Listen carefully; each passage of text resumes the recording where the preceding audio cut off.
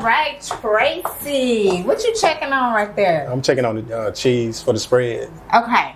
All right. So, everybody, this is Tracey Parker. He is the cousin to my best friend, and I thought it was just really important to bring him on and just talk about some of the things that you experienced while being locked up, and mental health, and just a whole bunch of stuff. And we're going to be doing that while what? What is all of this? This is what is called a prison or a penitentiary spread.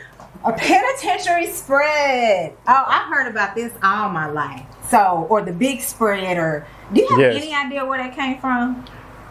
I guess some back in the inception of prison in Texas, or prison in the nation, periodly,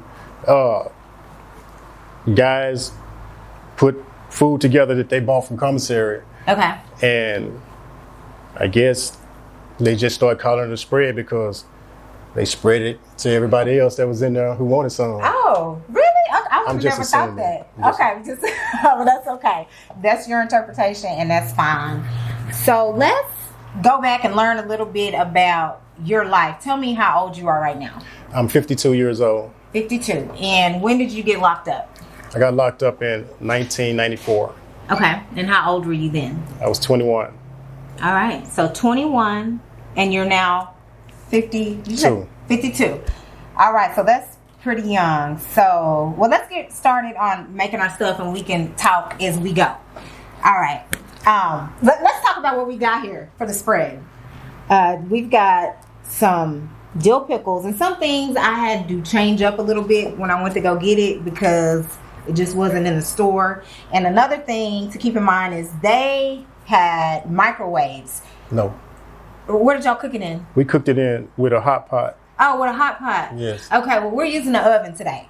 Is this my close-up camera? Okay.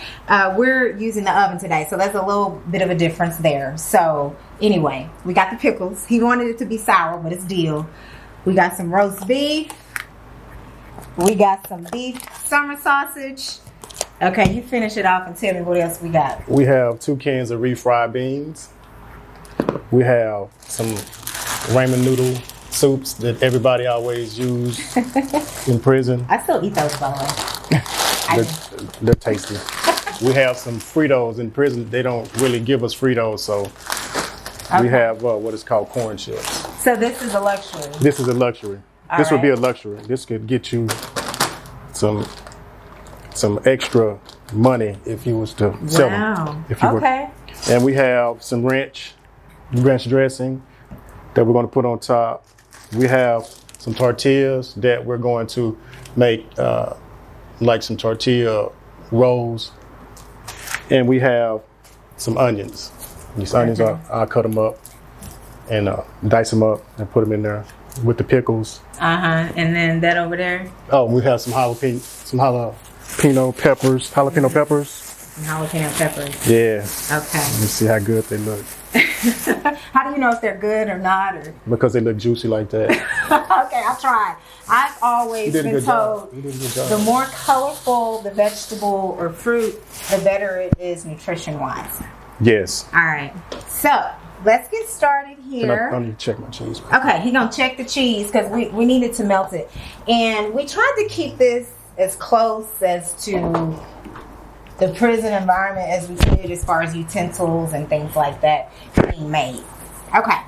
So we can go ahead and get started, but I'm going to ask you some questions here, Tracey. Yeah, we do need to wash our hands. So happy you remembered that. Because it is important to wash our hands. Yeah. It comes with proper etiquettes. Yes, it does. Where do those paper towels go? Over here. Okay. There you go. Thank you. I'm going to set these over here. All right. So you were locked up at a young age. What happened? Well, I got convicted for aggravated robbery, and I took it to jury trial because I was innocent. So I took it to jury trial, and the jury came back with a verdict of 55 years. Why? So many years. What do you mean? Like, what did they see that you're saying that you did not do?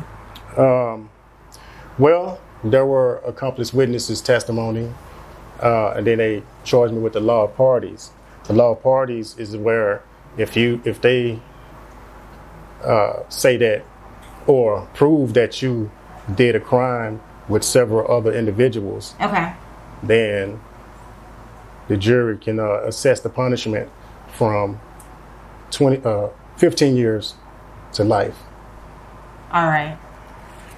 So, robbery, did they say you had a weapon or? Yes. Okay. They did say I had a weapon. How many guys were with you? Or not with you? Well,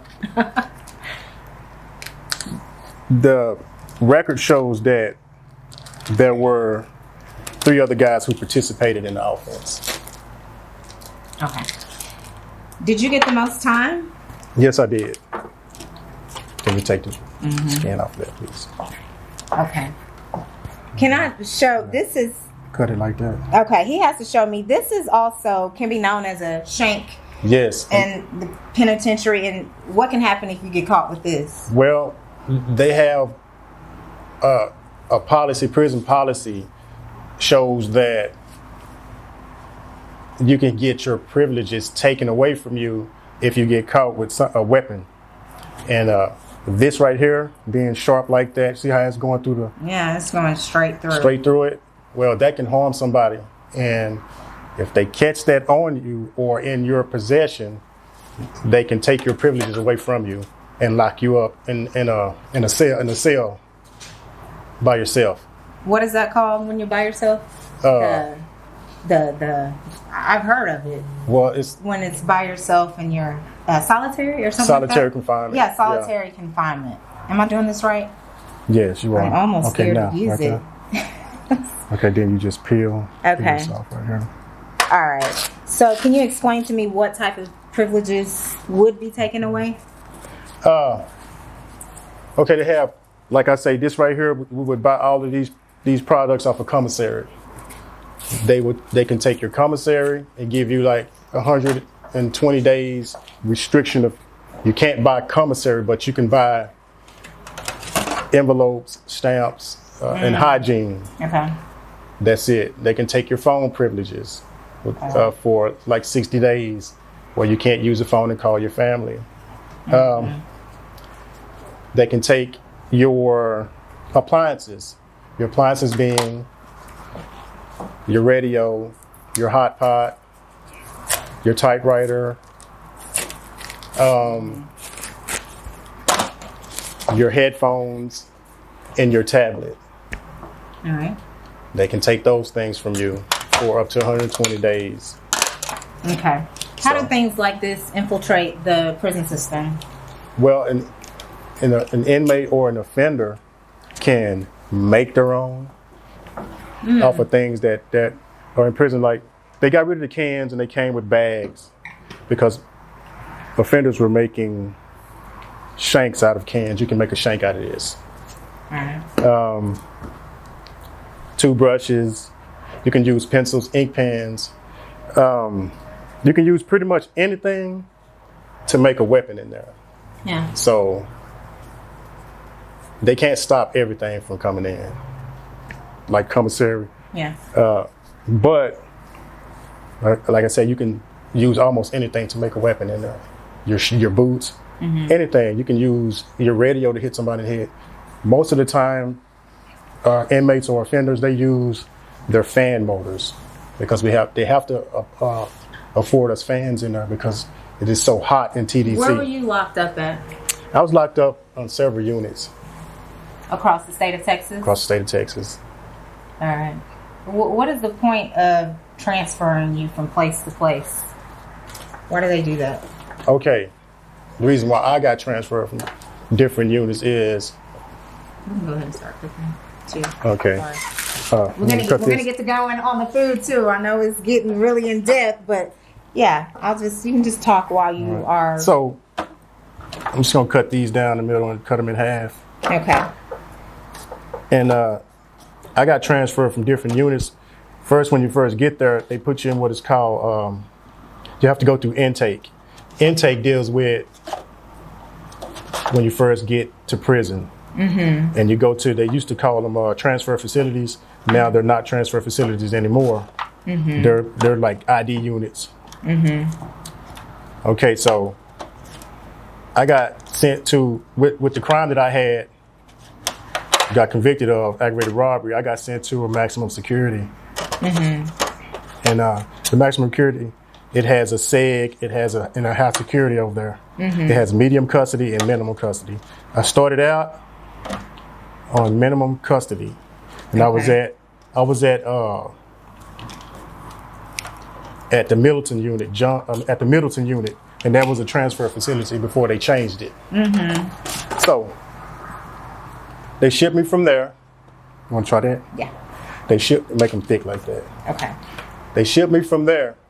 I got into some trouble. I got into a couple of riots because back then, Mexicans, blacks were heavily into rioting against each other.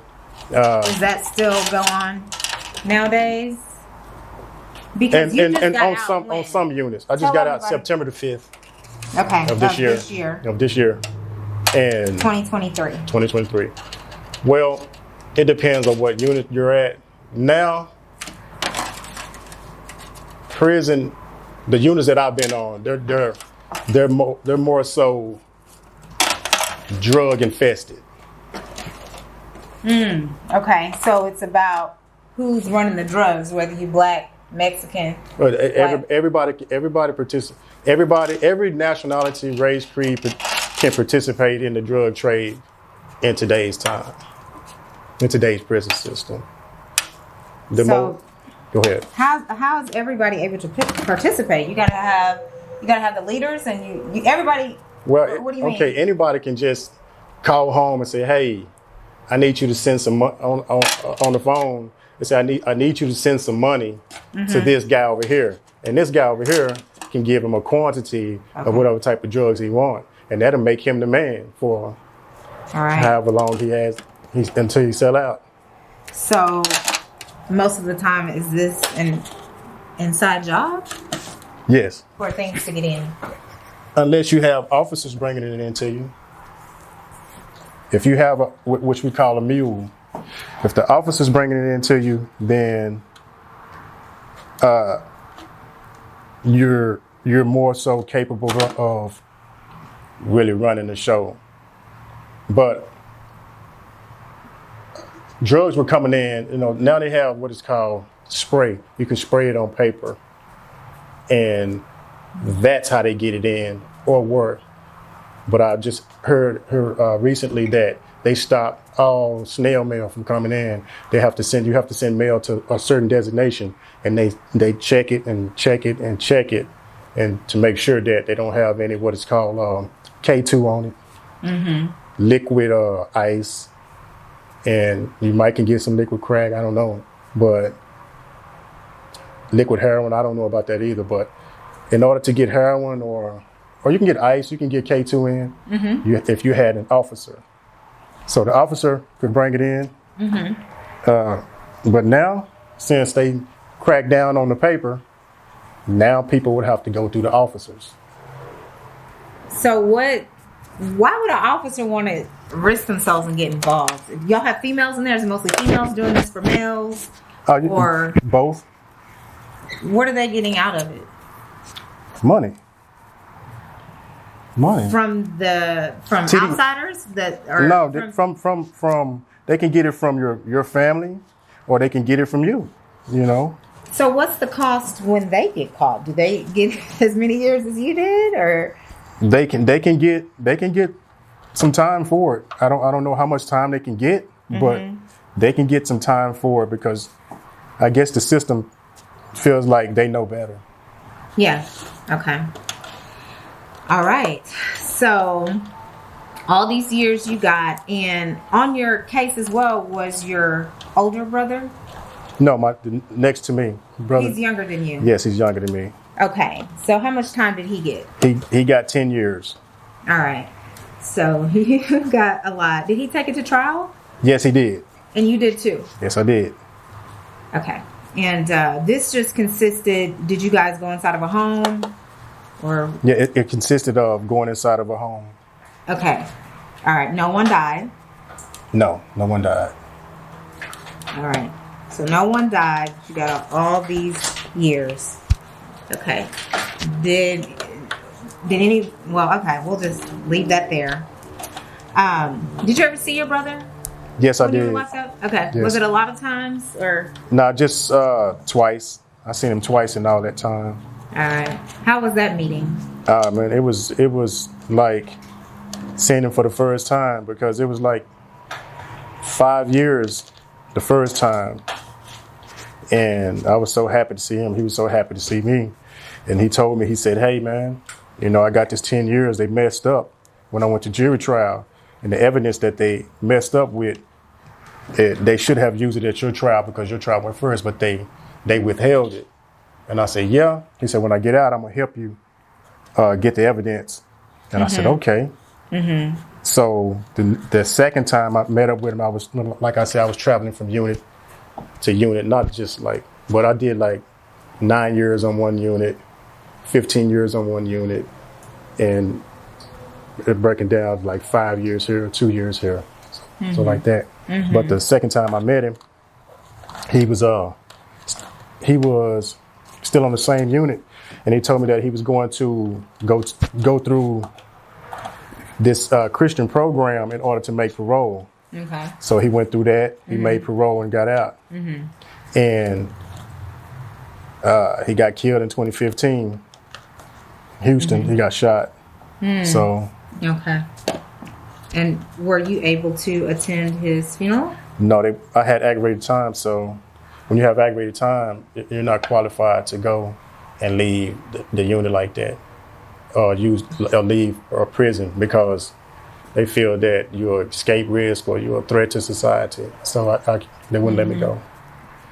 So people that actually kill people, that applies to them as well? Yes. If you have an aggravated charge, which is called a 3G offense, they are more strict on you. You have limited movement, limited privileges, versus men or women who have non-aggravated time. Okay, got it. Is there anything else I could be doing while you're cutting this? Yeah, we're gonna have to cut that right there. Okay. I tried to get this out, but I'm not quite sure how to do it. So if you could do that for me, then I'll help you. I'll get that out and you can cut that. Okay. All right. Sounds good. Okay, so we're still cutting up the beef summer sausage. In prison, they're not this big. They're small. And does it cost a lot of money to buy this type of food? This seems... Well, there was a time when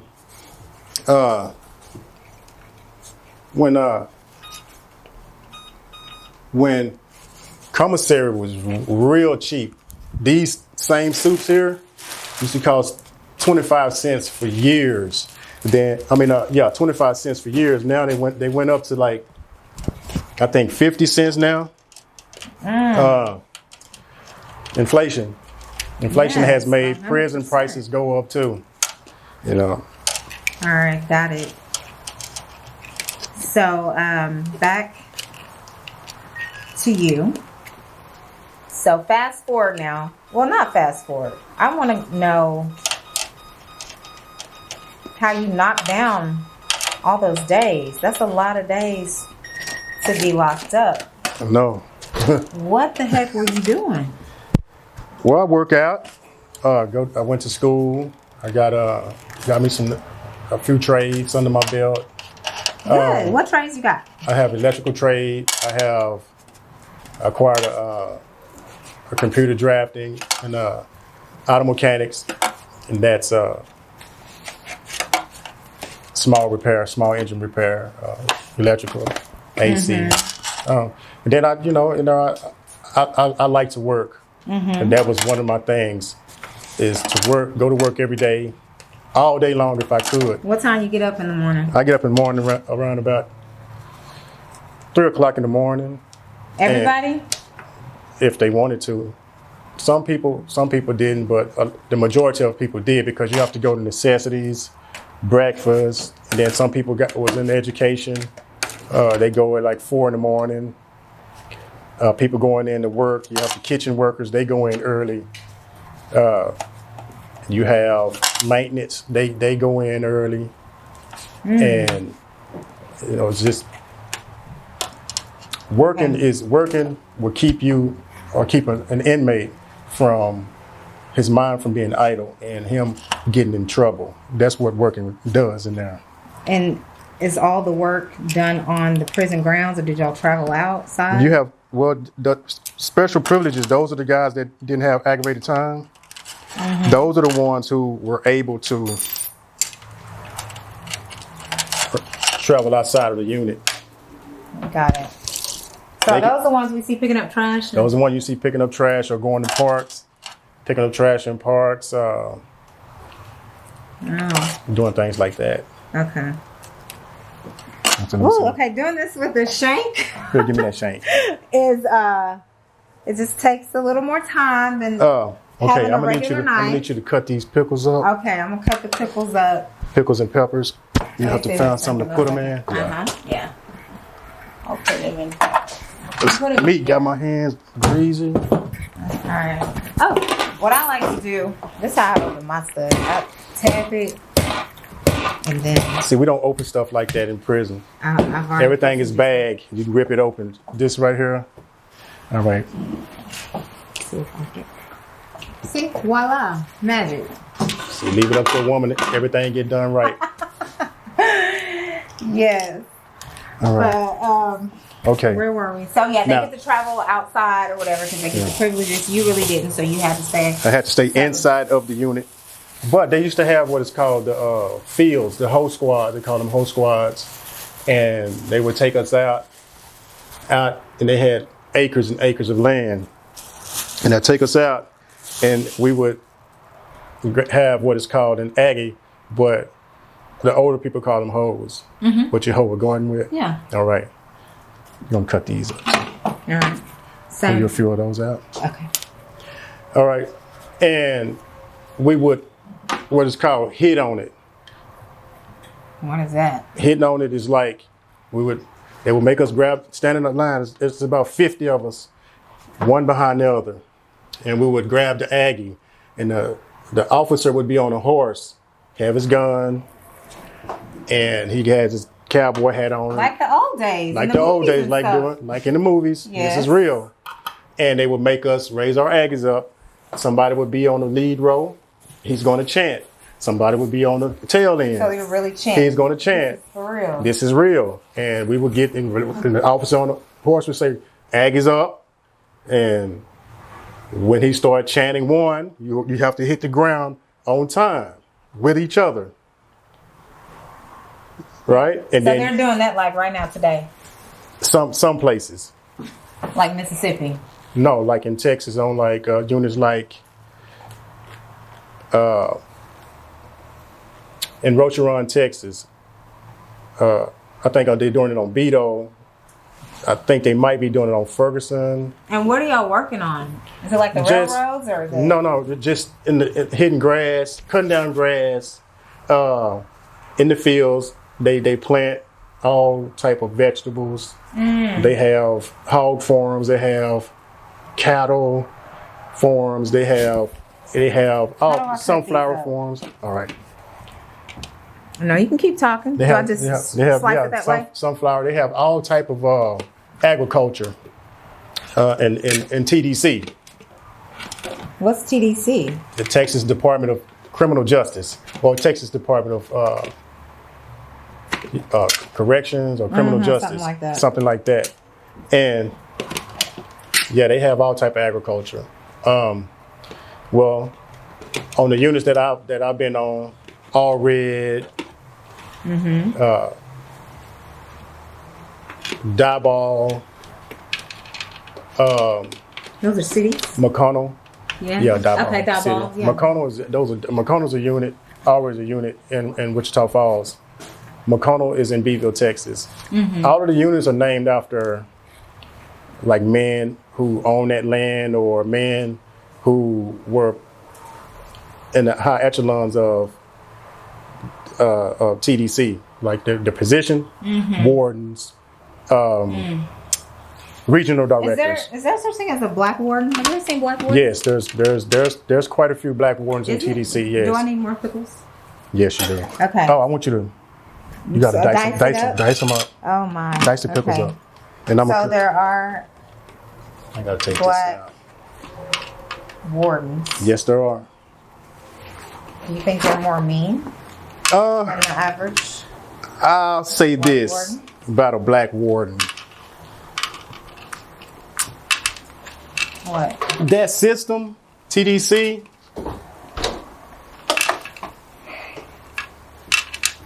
it's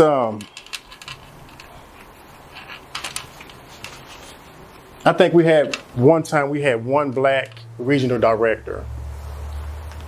All right, he made it up that far, and that's who really called the shots over TDC. Even over wardens. Over wardens, yeah. He's the man, you know. He was the head man over TDC. Before as black wardens,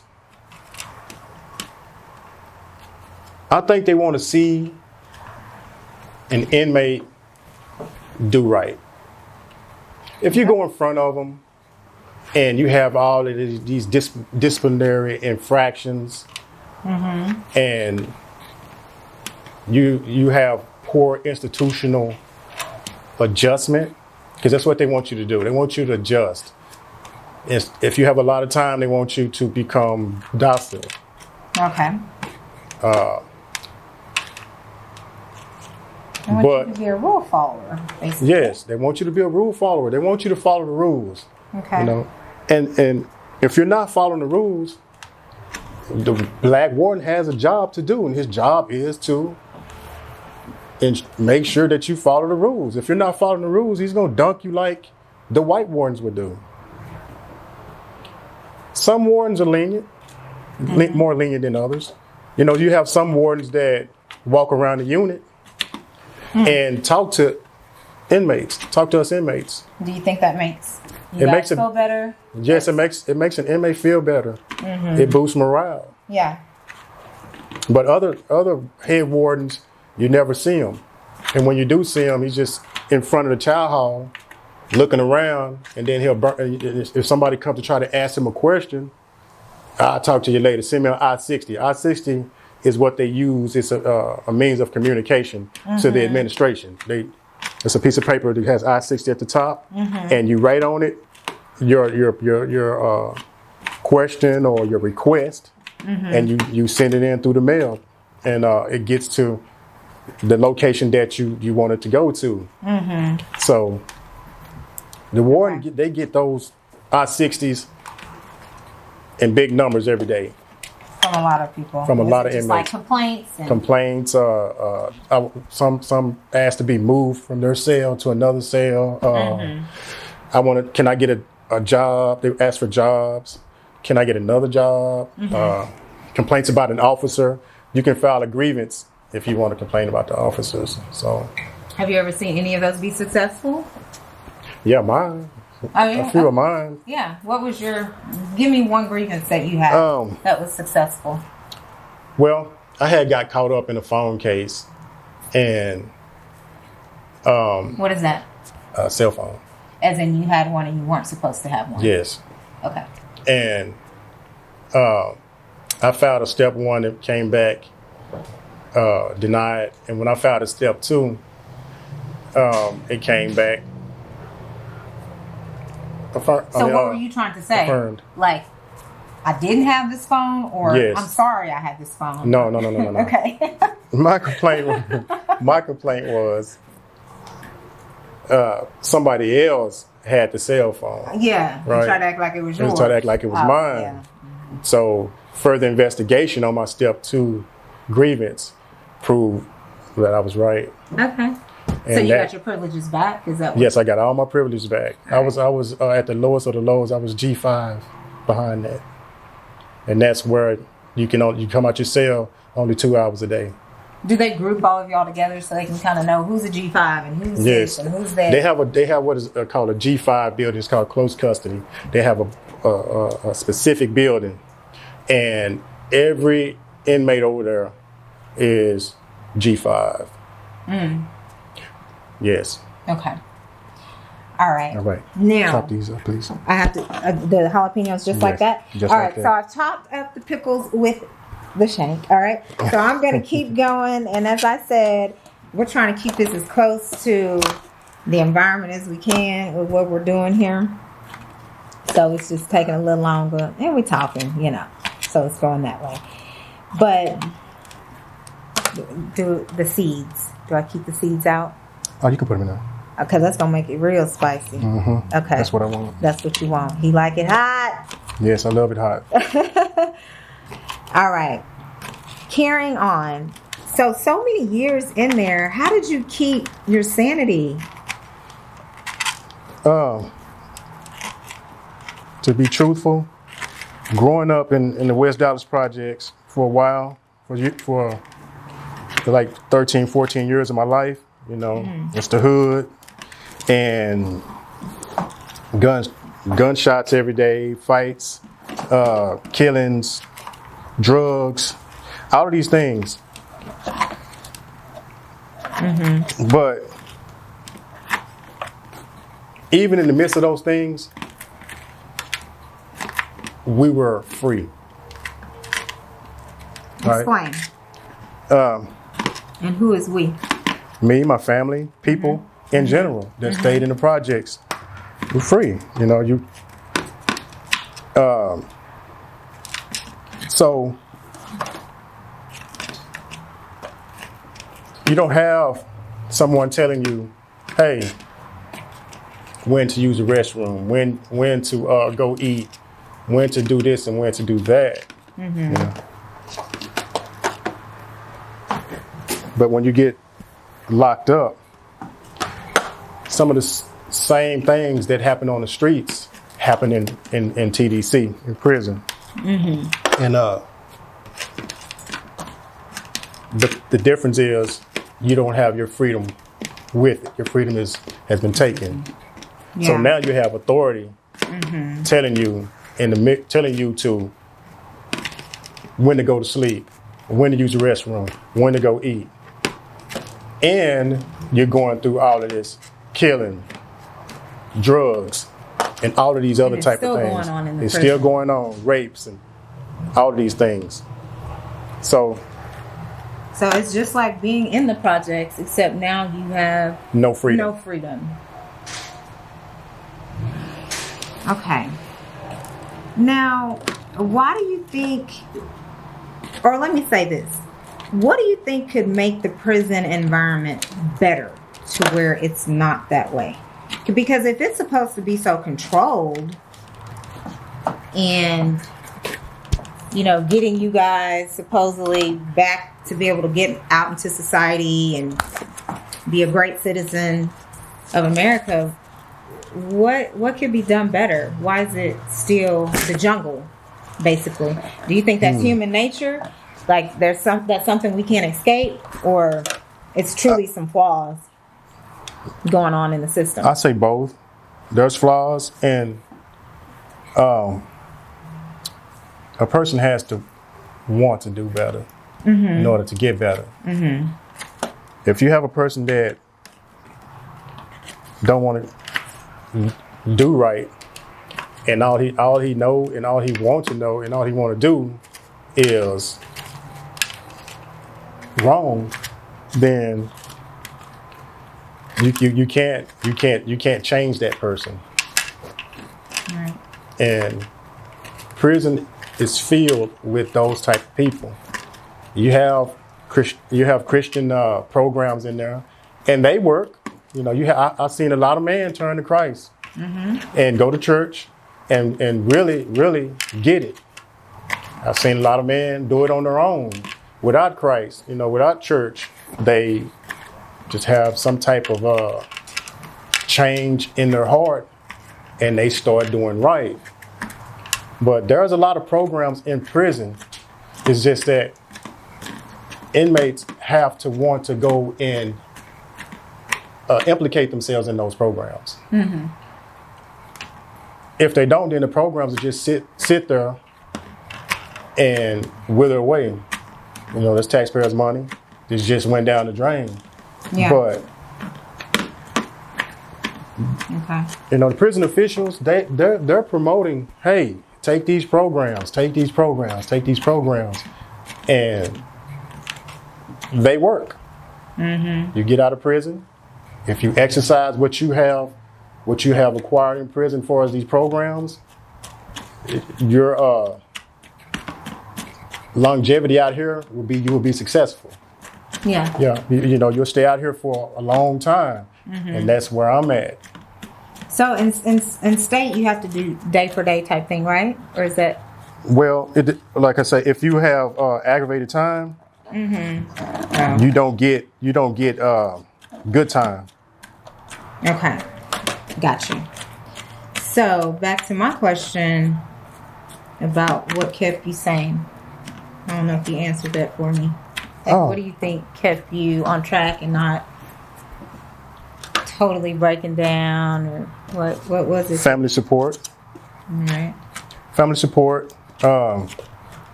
Without my family, then I would have to hustle. You know, you have to hustle. Without family support and hustling in there, that's what gets you in trouble. So hustling is drug activity. I'm sure some people have to do things or sell their body. Yes, so to because speak, a lot of people have burnt bridges with their families, and they don't have the support that they need in order to buy hygiene, buy commissary, buy tennis shoes, buy T-shirts, boxers. I mean, they supply us with pants, boxers, socks, and shirts. Yeah. But they don't give you deodorant. They don't give you deodorant. They don't give you lotion. They don't give you hair grease. No, they'll give you a little thing of toothpaste and a toothbrush and some toilet paper and some little state bars of soap. But you only get 7 bars, and they're this big, and that a full-grown man, that's not gonna last you, right? You only get 7 bars, and you only get a little tube of toothpaste. 7 bars of what? So I know, but for how long? 7 days. Oh, 7 bars. Oh, those those little bitty hotel. Yes, like those. Yeah. All right. Yeah. But they're made by TDC. Oh. So they give you those, and they don't last a full shower. You only get to do 1 shower a day? It depends on where. Well, by policy, you're only supposed to take 1 shower a day. But the units I've been on, you can take as many showers as you want. All right. What is? Oh, y'all! I think did I do this right? Have I got? Oh, everything? yes. Do I need to chop it up a little more? No, that's good right there. Chop up a couple more pickles. Okay. So I got the pickles chopped up. She did a good job too. Now, how long do you usually get to chop up or make this dish? I mean, we in the freezer every day. now, so we know. Every day. Listen, every day you can make a spread because they feed you 3 times a day in there. So you know, breakfast, and then you about 3 hours after breakfast you're going to eat again. Oh. And then about 4 hours after that, 5 o'clock. Sometimes 4 o'clock you're going to eat again. So in the middle of the night, you get hungry, you can make you a spread. Or you don't have to go eat their child because sometimes their childs are bland and that's beautiful. Bland, and you might want to go in and make you something that has some spices on it. Yeah. And this is what we're doing now. I don't think you mentioned this. Oh, that's okay. You're gonna pour some of this pickle juice in that. Okay. So pour some pickle juice in here now. Again, he wanted sour. The sour was not at the store. How much? Just a little bit more. Right there. All right. All right. Do you got a spoon? Do you have a spoon? Yeah. So y'all usually have plasticware, or what y'all got? We have plastic spoons. Everything plastic. That makes sense. But you can still make something out of anything. Yes, you can. Yeah, you can make something out of that. All right. I mean, it might not hold up, but you can still use a spoon. I want to know, what is the toughest thing you've gone through while being incarcerated versus while being out for 2 months now? The two things there while being in prison and out now. The toughest thing I've been through in prison is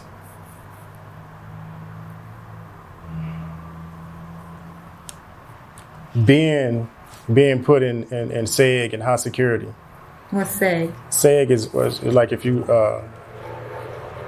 get a major case and they downgrade you. And SEG is where you go.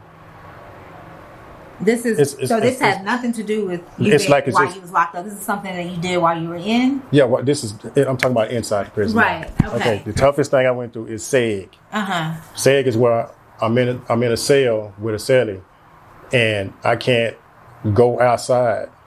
The rec yard is inside. Mm-hmm. Everything is inside. Mm-hmm. You get handcuffed everywhere you go. Everybody. Yes, you get handcuffed. Everybody that's in SEG, you get handcuffed. So you have to squat down. I'll show you. Okay. They have what is called a door. Okay. And your cellies, well, that's high security. High security. SEG, you're by yourself in SEG. Well, by myself in SEG. Does that stand for segregation? Yeah, segregation. Okay. Okay, so they have a door right here. And when you want to go take a shower, they have a beam chute right here. And they use this bar to open it up. Now open it up, and you have to squat down like this. And they put handcuffs on you. Sometimes they take a minute to put them on. So you're down like this.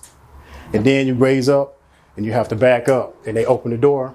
Then you have to come to the door, turn around, and they grab your arm and take you out. And you go to the shower. When you get to the shower, they close the door. Same procedure. You bend down. Mm-hmm. Then they might leave you in the shower for an hour. And you're naked? Yes. No. Not, I have my boxers on with my towel on my shoulder. Okay. And my soap in my hand, my little soap in my hand. So that's how they do that. Say that's humiliating? Yes, it is. Very. All right. So that's something. So that, even in high security is the same way. Put this in here? Yeah, just, let me see how much. Okay, post on there. Okay.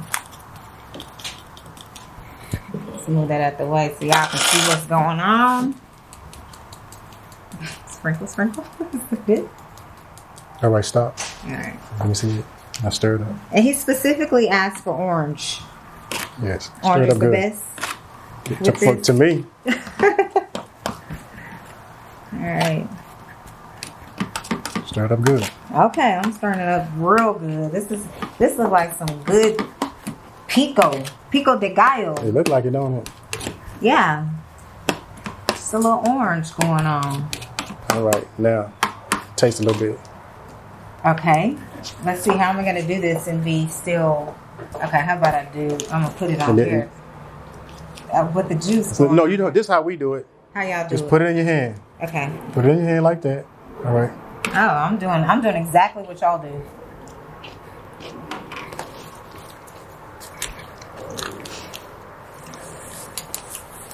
Ooh-wee. Bussin'. It's spicy. Hold up. No, you got the wrong one. That's the wrong one. It's orange. I wanted the sweet one. It had a sweet. But this is cool, dude. Okay. That's cool. That neat.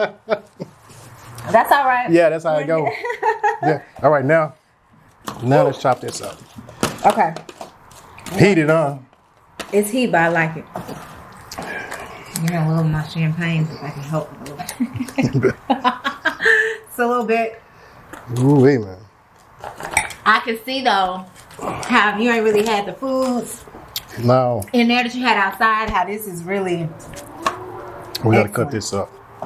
Okay. I'm going to cut this So up. this is the roast beef that he's putting in here. Cut it up like that. All right. Now, you need to tell me, now that you've been out a couple of months, what's the toughest thing for you? Because I know the world is so different now. It is. Everything was totally different. Hold on. Un momento. Can I get some water? Some water, please. Yeah, everything was totally different. the streets, new highways, byways, children growed up. The children, they're more smarter, precocious. One of the things I really had to do is really get to know my mom again. Because you were 21. 21 when I left. I had to really get to know her again. And you're cutting go ahead. Can I yeah. just break it? Like Yeah, this? you can break it. Okay. So,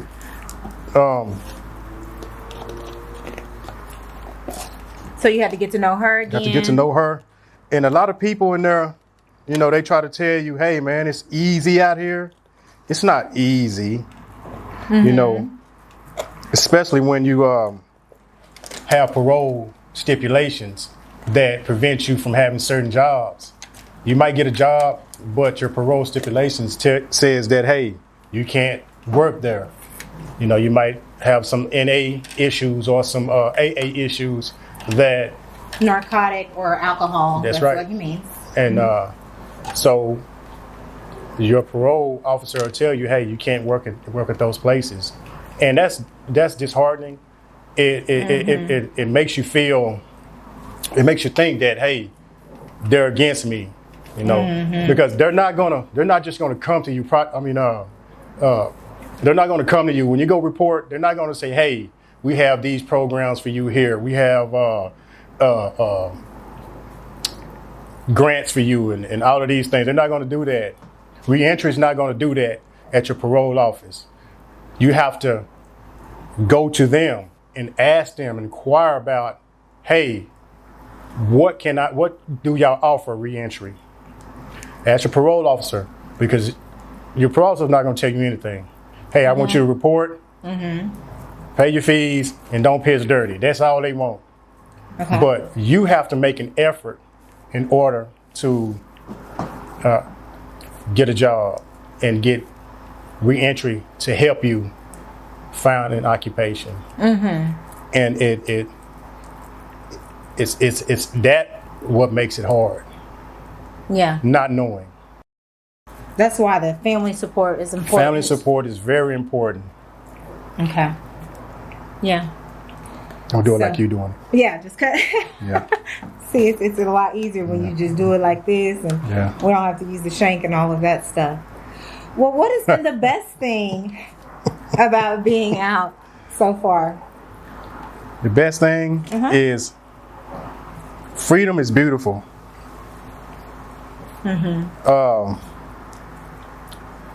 Really, you shouldn't complain about anything. Nothing. From your perspective. From my perspective, you shouldn't complain about nothing. Because out here, the world has a lot to offer, and you just have to have patience. When you have patience, you can have anything you want. You know, look at all the people who got out of prison and their success stories because they had patience. They didn't jump back into the game because they couldn't find a job the first week or even the first 90 days. Yeah. They still had patience. And that family support, hey, baby, just chill. You're going to make it. We got you. Just chill, you know. Even for the ones who don't have that family support, they should still have patience. Yeah. And continue to look and try to find an occupation. Because it'll come. It'll come. Now, can you keep in contact, say some of the relationships that you fostered over the years while being locked up? Yeah. Can you still talk to them, or do you still want to? Or yes, I'm in the process of looking back at several men who were some good associates to me. And, you know, when they ate, I ate. They had my back, I had their back. So, yeah, I'm looking back at them, and it's hard because by being locked up, I just can't jump in and get put on the visitation list. Yeah. Because there's a certain length of time that I have to be out. I can write them, and I do. But they made that complicated because of all the tune that was coming in. Now you have to send a letter to a different place, and it might be 3 or 4 weeks before they get their letter. Yeah. So they virtually made it harder to communicate with them Okay. because of the drugs.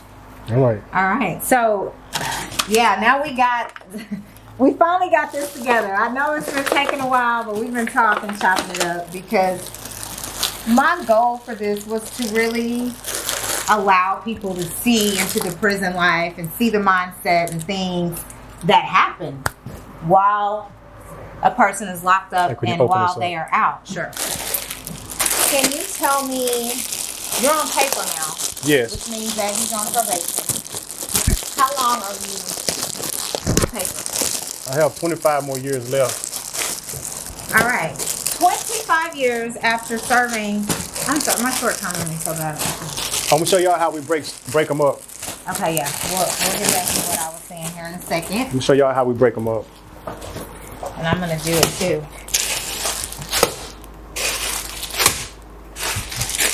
Okay. Feel that. Oh, that's all broken up. Now you have to hit it just right. No, why you just can't step on it though? You can, but that's how we do it. Okay, I'm doing it. Feel it now one more time. Yeah, It'll bust open. Now let me see. That's good. That's good. Try those. I did good. Thanks. On my refried beans. All right, I'm gonna knock these out the park. But anyway, so you're on we're gonna need some hot water too. Okay. All right, we'll get that together. We're gonna need some hot water. But you're on probation for 25 years. No, parole. I'm sorry.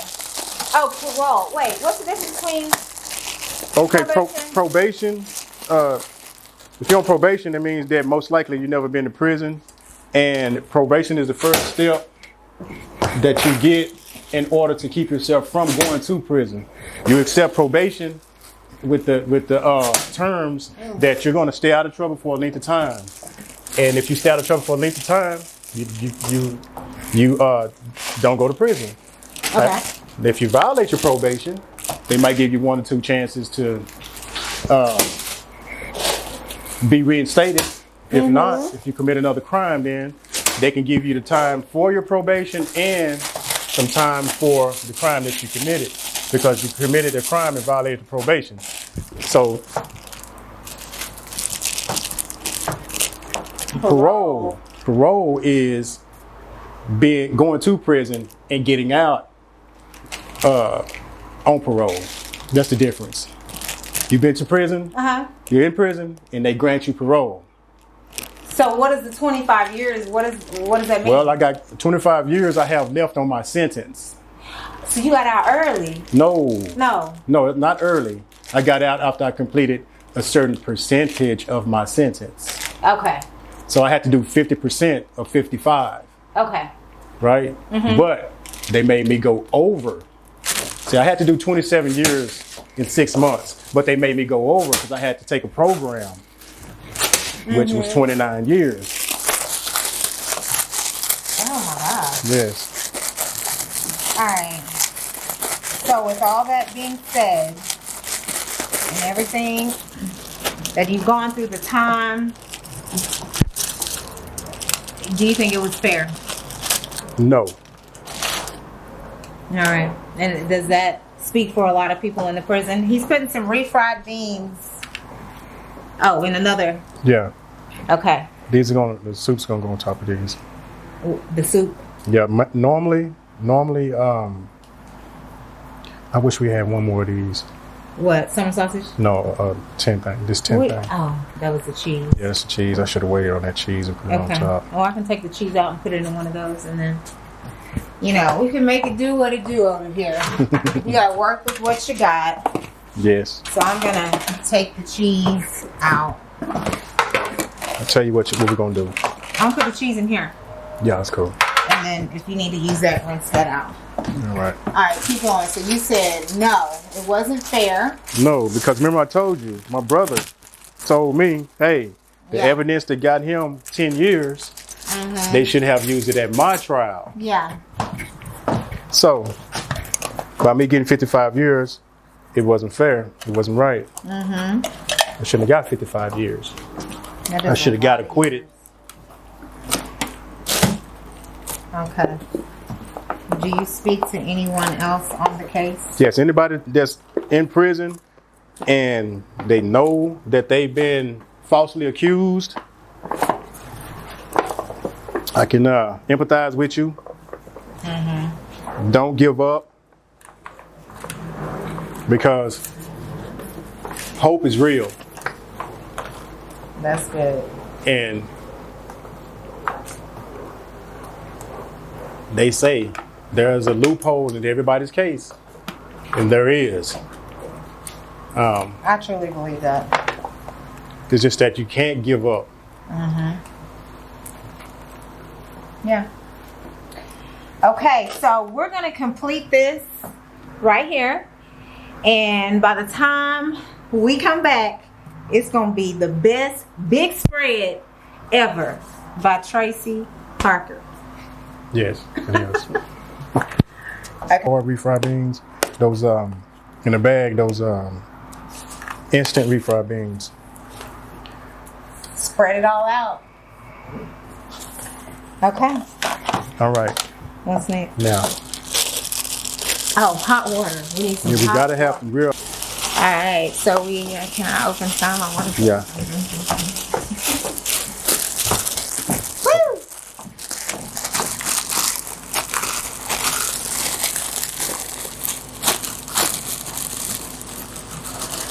Here. I'm gonna spread this on. Spread the spread. Is that it? The season too. We got our I season. wish you would have had that. I wish you would have had that sweet Kool-Aid. Yeah. And something told me, I was like, what if I need some sugar? I had thought about that. If we'd have had, because that was gonna be sweet sour. Yeah. That's what I wanted. Yeah.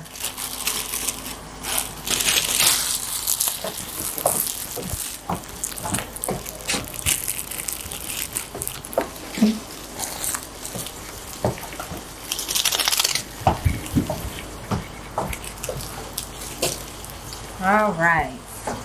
Okay, we're gonna razzle dazzle. Put one more. We don't need all of them. The beef go hard. Yes. My favorite one. Beef. We're gonna use all of them. We're gonna save. No, save some. Okay, save some. Yeah, we don't want to. Okay, you want me to get the water ready? Instant high blood pressure. Get the water ready. Yeah.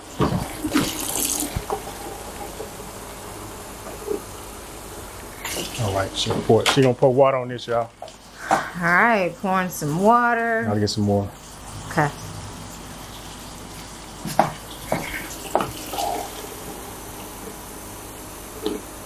See, normally in there we have squeezed cheese, but this is Gouda cheese and jalapeno cheese, and I melted it a little bit. Hopefully it when I put up. Yeah, we're gonna Put some more. Put some more. When we go.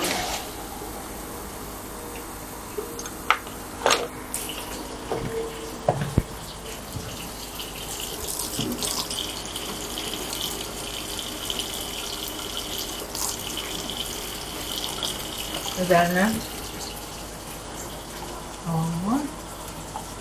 One more.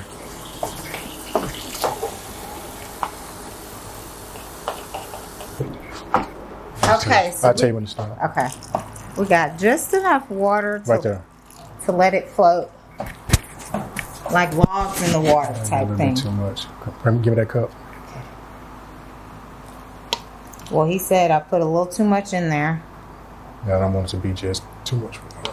so he's taking it out. A little bit more. That's some of the seasoning. That's cool. Okay. All right. Okay. All right.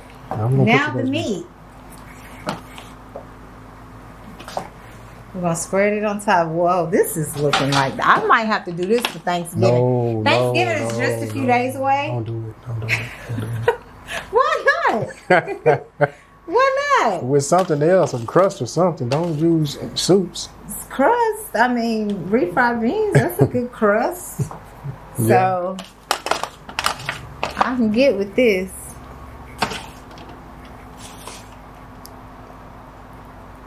One of my friends, she had met this guy who had just got released from prison, and he cooked for her, and she said he bust out this spread. She didn't know what to do. That was the last time she talked to him. That was just her preference, you know. I know she didn't want to deal with a spread, no. So I don't blame her. But this looks good to me. All right, we're gonna have to. I can't wait to see what this is gonna taste like. So the cheese kind of like spread it across. Yeah, usually that's why I wanted squeezed cheese. Yeah, I wanted squeezed cheese, but. Well, I'm gonna make this work. All right. To where every bite has some cheese somewhere. Yeah, there you go. And these are the best cheeses. Gouda. Yes, that's my favorite cheese in the world. I love Gouda cheese. I love it too. That's all that. Oh, forgot about the onions. You forgot Put what? the onions in that. Oh, all right. So that's going to spread. So this kind of goes. Just sprinkle it across. No. We'll do that. We'll do that after we cook it. Oh, the onions. Yeah, we'll do that after we cook it. Okay. After we cook it, then you put that on top of there. Oh, after. After, yeah. Yes. But we can cut these onions up. So the chips gonna be like the okay, I guess we gotta see. I'm curious to see what the chips. Yeah, the chips. You can put the chips on top. After you bake? Or? After you bake, and then you put this on top of that. Mm-hmm. You put this on there, and then you put the jalapenos on there. Got it. With the onions. Okay. Throw this away.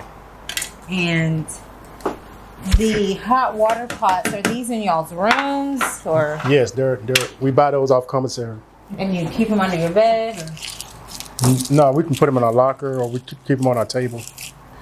Is that inside of your room? Inside a locker and the table is inside of the room. You cut them pretty good. Okay. How am are these chopped up? Chopped up just like the pickles and peppers. Okay. Cool. Well, I'm sure it's been a few fights where somebody got hot water doused on them, huh? Yes. I can only imagine. Yeah, even officers. Oh. Get hot water dashed on them. Yeah, that's what I'm saying. Nothing in there is probably 100% proof. You know, from no one is exempt. No one is exempt from being hurt real bad in there. Yeah. No one.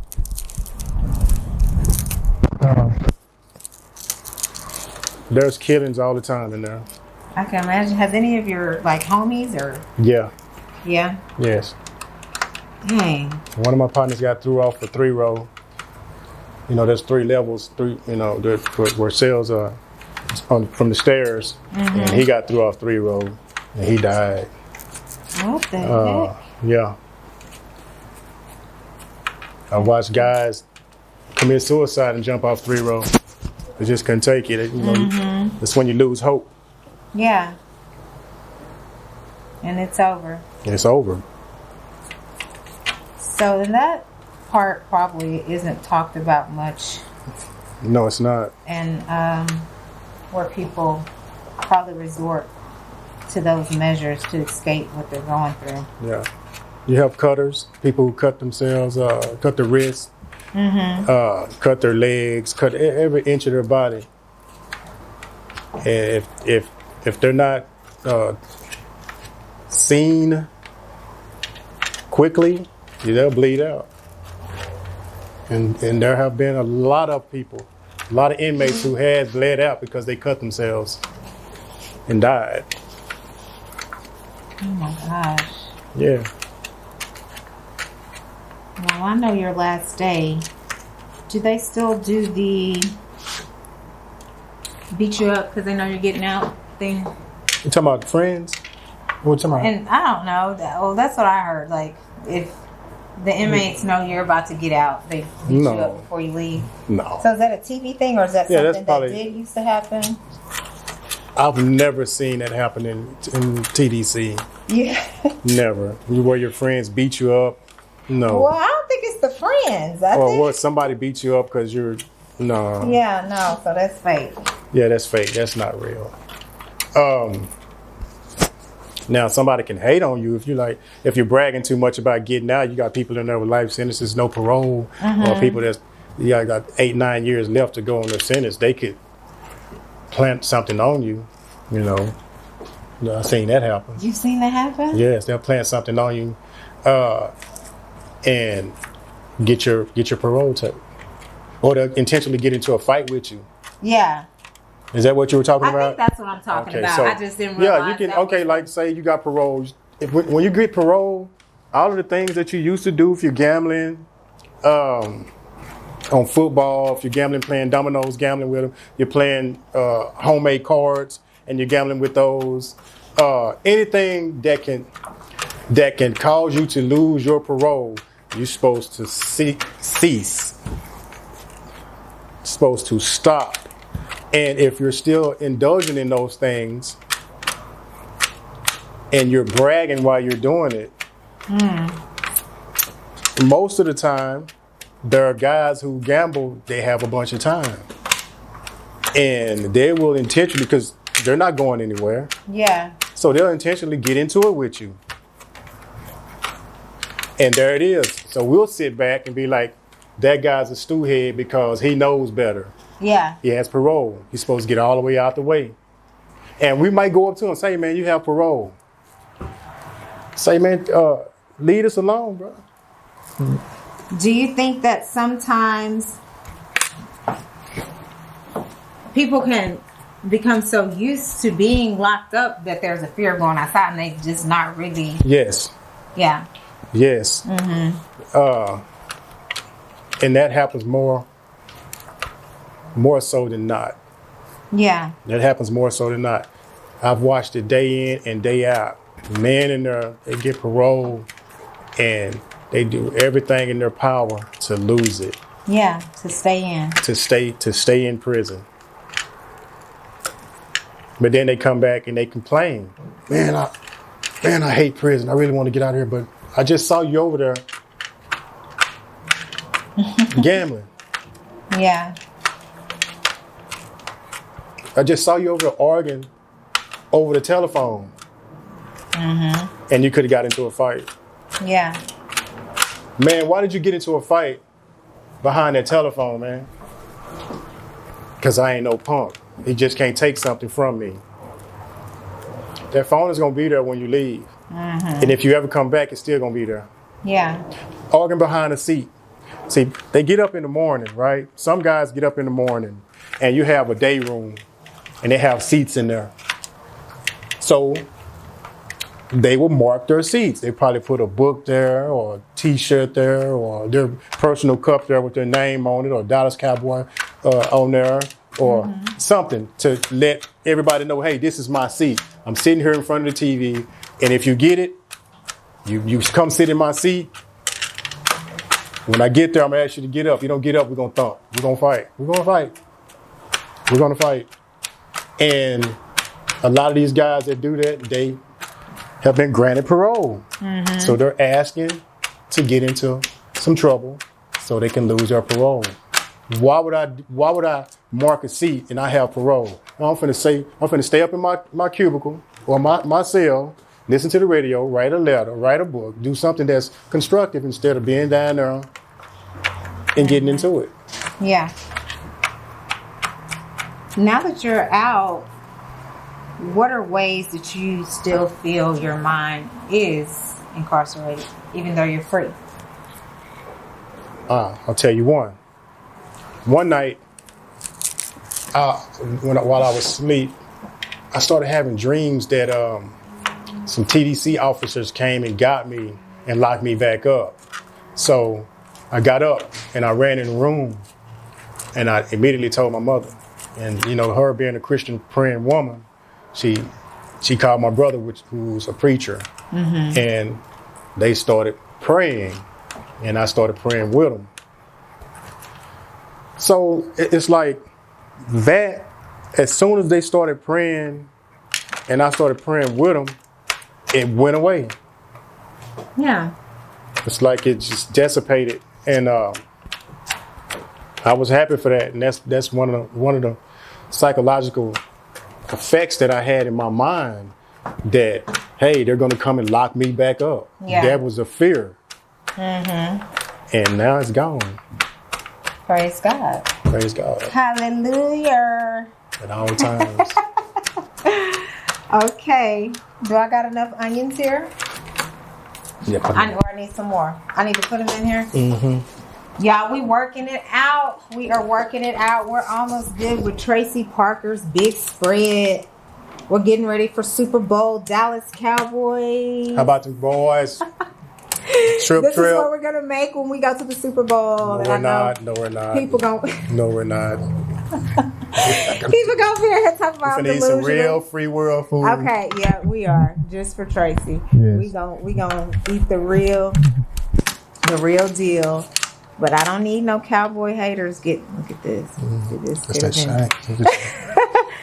Somebody. Right. I don't need no cowboy haters getting on here talking about we're delusional. That's We're right. always talking about going to the Super Bowl. Shout out to Jimmy Johnson making it to the Ring of Honor. That was a great look, Jerry. Long overdue. Great look, Jerry. Long overdue. The curse has been lifted. It's broke. Because Jerry did That. Yeah. Great things to come. We love Stirred Jimmy up Johnson over here.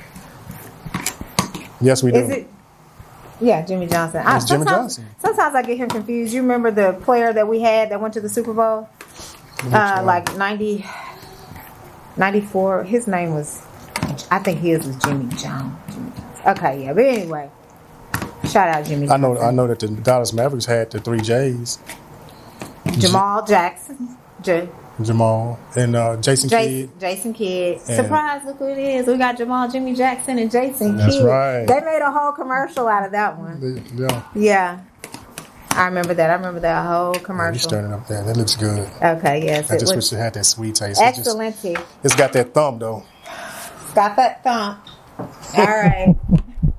So we're letting this cook in the oven. Oh my gosh, it's looking delicioso. It's really good.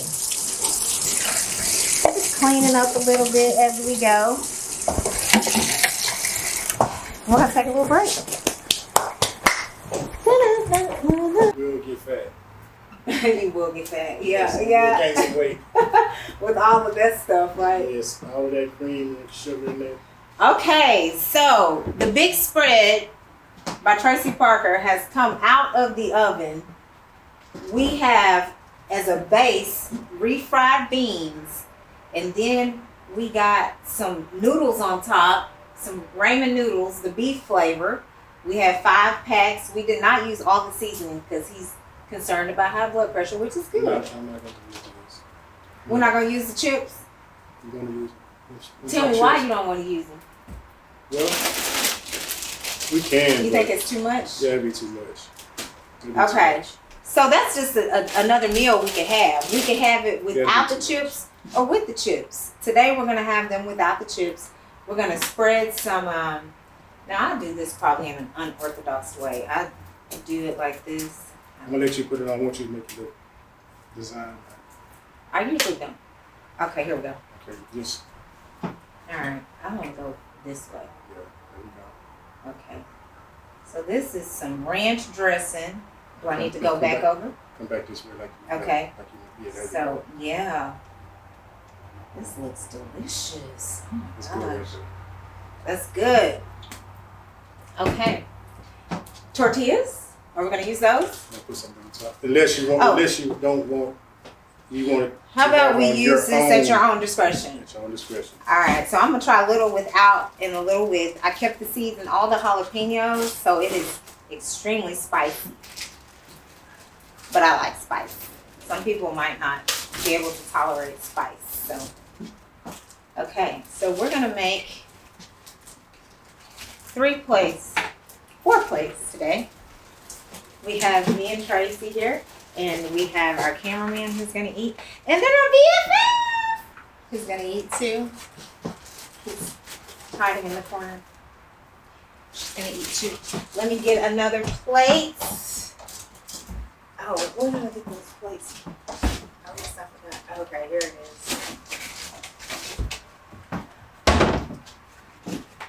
Okay. Bon appetit. Oh, we say that right before we eat. Okay. Did you cut it? All right. What if you Huh? can make your little burrito? Should I just slide it across like this? Yes, I can. Or just make. Just dig it out of there. Okay. Dig it some. This is going to be a great burrito. Look at that. Look at those noodles. Make sure you get down and get those beans. Oh, that's right. The beans, the refried beans is the base of the whole situation. Yeah. Now, this probably, ooh, dang. This probably took us about how long to make? Because we were talking. Maybe 2 hours. But when you are there in the place, about how long does this take to make? 5 to 10 minutes. 5 to 10 minutes? Oh my gosh. Okay, tell me how to wrap this. How do you wrap? Did I put too much in there? Yeah, but it's cool. Okay. Yeah, turn that bottom side up. Go like that. Okay. And it's ready. How much can you sell this for? This right here? Mm-hmm. Make 2 of them, you can get $1. Okay. There you go. Okay. This is mine. We're making plates now. Okay. All right. Is this how people come up? They come up with, can I have some? Yeah. Can I have some? With $1. I need a whole dollar of that, your partner. Let me get that out to you. Yeah, real quick. Okay. Well, I kind of seem like I'm not getting. Okay. There you go. Make sure I got those wings. All right, that's good right there. Okay. All right. So that's good for I'm that. trying to roll mine. Yeah, roll that up. Okay, I'm making you guys plates as well.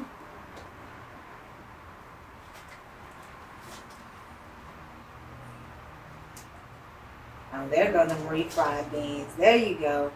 So Okay, that's probably enough on that one. Can you wrap that one? Yeah. Last but not least.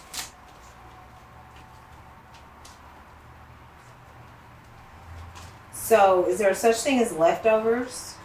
You just give it away. You just give it away. To the guys that don't have any money coming in and Mm-hmm. they're doing bad, you know, you look out for them. Are there some of them that take advantage of that? Yeah, they will. They'll try to find some type of weakness in you. Yeah.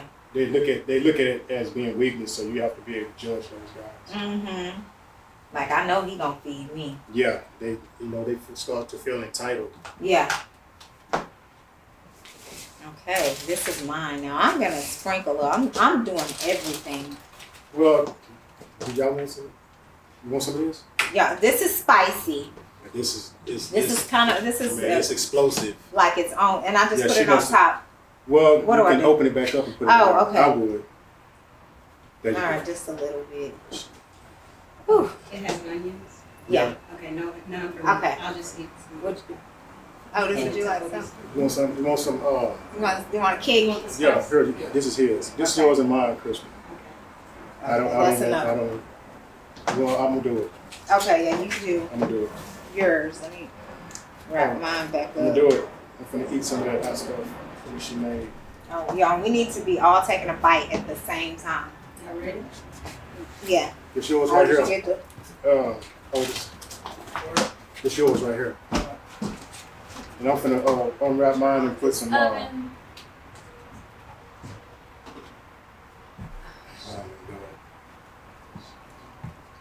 So what all is in there? Onions and... Onions, peppers, Pickles, peppers. Yeah, we got that word.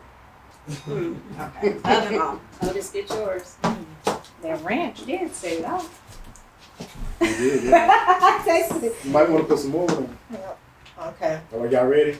So we're gonna All right, here We're gonna goes let her say bon appetit. our big spread by Tracey Parker. Bon appetit.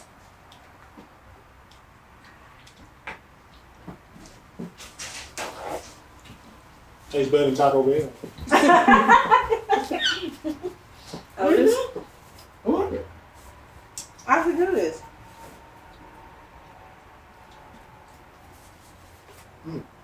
This is bring back any memories? I'm talking about flooding in like never before. Now we cooked it a little different. Does it taste different?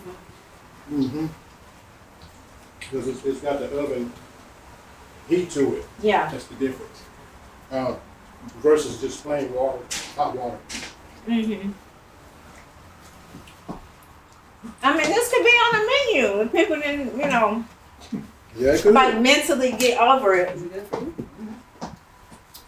He tearing it up. I mean, I could definitely see myself in prison being like, I'm making this shit tonight. Because you're not getting some regular foods.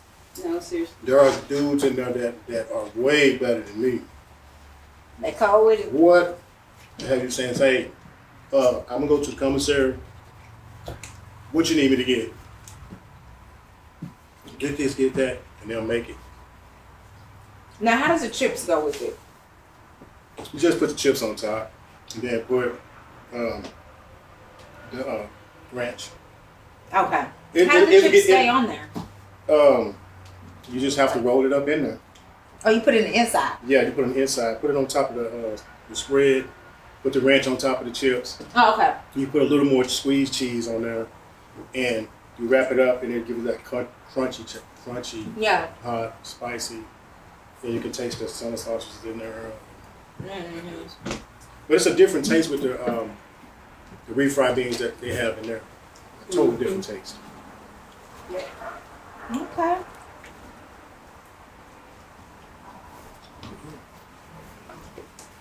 Want some more? I got a little hit of the pico de gallo. You did that. It's You good. made that. I like that hit.